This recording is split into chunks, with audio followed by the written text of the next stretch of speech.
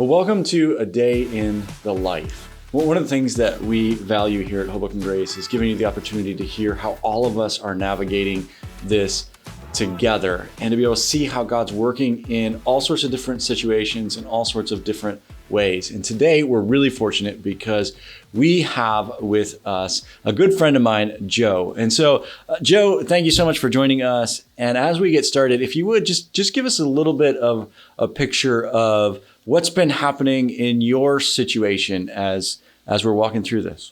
Sure. Thanks, Chris. I have a wife and 4 kids. We live here in Hoboken. You heard that right. 4 kids. 4 kids. That's more than me. We have 2 boys and 2 girls, ages 10, 8, 5, and 7 months. So it's quite interesting working from home and all being under one roof all the time. But it's a lot of fun. We own our own businesses, and so we're completely operating that from home now. And we're in the fitness industry. We're in multiple states, and right now our circumstances, as you can imagine, is we're closed. Right, we had to shut down everything, and most of our employees have been furloughed. So this is really interesting times for us. We're really diving in and looking at our business and how we have to basically rewrite the business model. What was it like as people hear your story? And you and I obviously have talked a lot through this, but share with us a little bit of what it was like personally to walk through that and being in a situation where you have to close. Specifically, I know the employee side of that has been a big deal to you and is difficult. Yeah, it's really heavy. There are a lot of employees. We had somewhere near 400 plus employees. And we never expected this. I do have a business partner, and we talked about it first, and we're walking through that. Like, what can we do? And we unfortunately, the only thing you could do is actually furlough everyone. We were basically forced to shut down everything. So it was quite the challenge. And I think that most of the employees understood that, right? Because it's pretty black and white. If you can't be open, you can't work. This is not like we're operating like a white collar business where we have an office. This is, we're in the business of service. We provide fitness classes. So if we can't be serving, we're closed. But it was really heavy to take that on and walk through that. Another challenge that I found, Chris, is that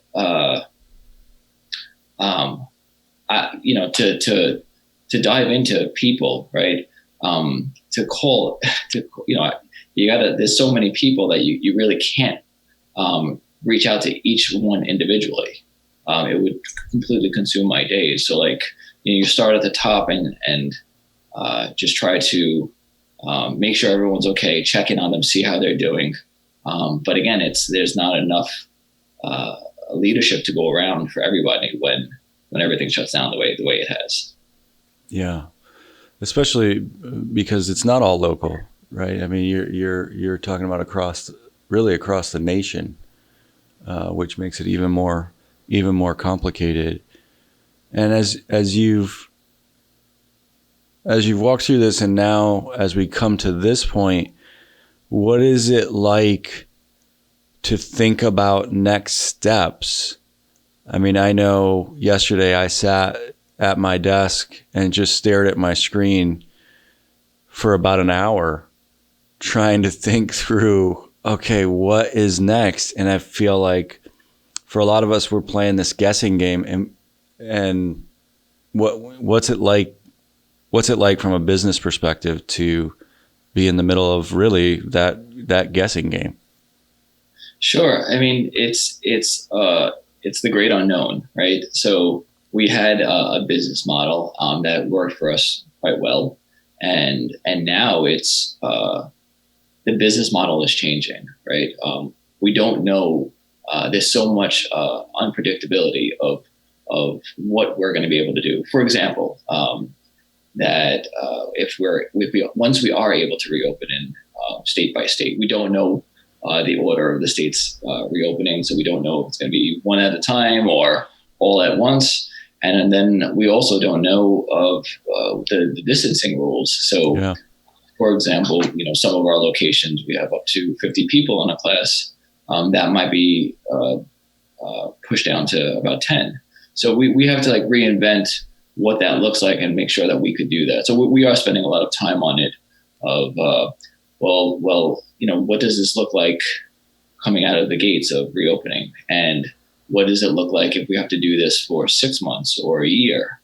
And just make plans to get that business back up and running, and then push the business forward. So it's really a matter of survival right now, in one sense. And I don't mean to make that sound so like it's detrimental, but it really is. I mean, it's shifting a mindset from growth to, okay, how do we, what can we do to survive and serve the community and have a place of business for our employees.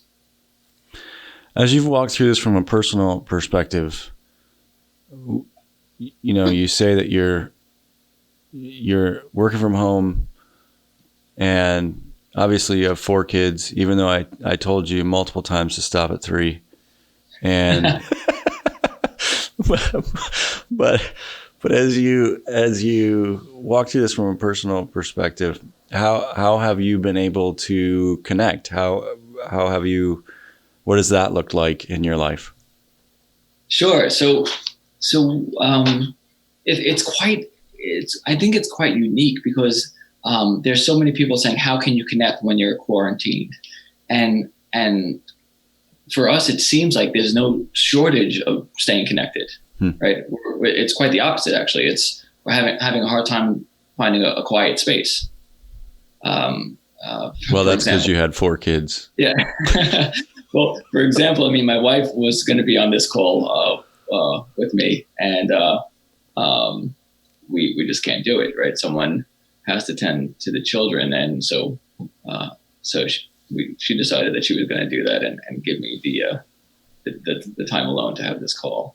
But outside of that, it really does seem like there's no shortage of connection here, even though it's not physical, like in person.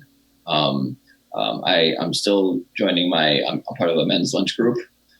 So we do that once a week, which you're aware of. As we're in the same group. We are. And then I have Zoom calls basically throughout the day with my current leadership team for business. I do try to check in with friends and family members at least once a day, just to see how they're doing. What I found also is that there are extremes. So it really is age-based. For example, older people in the community, like my parents, my in-laws, they're alone, right? So they're contained in their homes and they don't have that connection. Or single people, so younger than us, that are also alone and looking for things to do as they're just alone. So like I said, there's 2 extremes there. What we've decided is actually to connect that. So for example, now my parents and my mother-in-law, they have a daily Zoom with my kids to read them a book or work on math homework. So it actually helps because now it's giving them a connection outside of their homes, and it actually gives us a little bit of breathing room as well. So it's a win-win, and my kids get to have special time with their grandparents. That's awesome. That's awesome. And then as you've gone through this, the other question that I have is, what is your relationship with God? What does your experience with God look like as, so much has been kind of turned upside down? So I feel like that we have been prepared. We have been being prepared for this for quite some time. mine and my wife's faith has grown stronger in recent years. Frankly, ever since starting with Hoboken Grace about 4 or 5 years ago, and it's really been a roller coaster. Chris, you know personally some of my experiences with business and the ups and downs with that, and a lot has happened in these past 5 years, where we're given things from God in our business and there's growth, and then we've had things taken away from us as well.